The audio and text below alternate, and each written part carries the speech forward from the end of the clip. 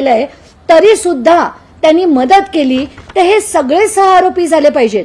म्हणून कायदा काय म्हणतो की prima facie, whenever prima facie evidence is available then action should be taken and FIR should be registered.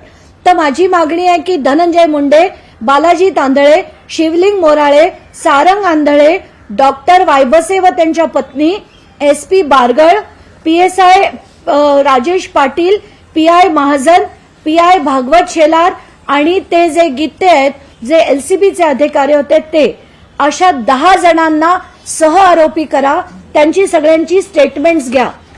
आता मला जी माहिती आली आहे ती अशी आहे की, आणि ती माहिती मी 7 तारखेला एसपींकडे पाठवली, एसपींनी ती CID कडे पाठवली आहे.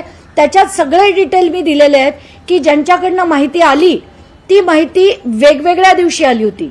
म्हणजे असं नाही की मागच्या वेळेस म्हणाले की बाबा तो अमुक होता, तमुक होता, दारूच्या नशेत होता. हा माणूस दारूच्या नशेत बिलकुल नव्हता. एवढंच नाही तर जेव्हा मी धनंजय देशमुखांच्या साडूभाऊंशी बोलले तेव्हा त्यांनी ही माहिती रिकन्फर्म केली आहे आणि ही सगळी माहिती खरी आहे. बालाजी तांदळेंनी स्वतः त्यांना सांगितलं, ही माहिती मिळाली. अजून एका तिसऱ्या व्यक्तीकडनं असं देखील कळतंय की आता बालाजी तांदळेवर धनंजय मुंडे जे आहेत ते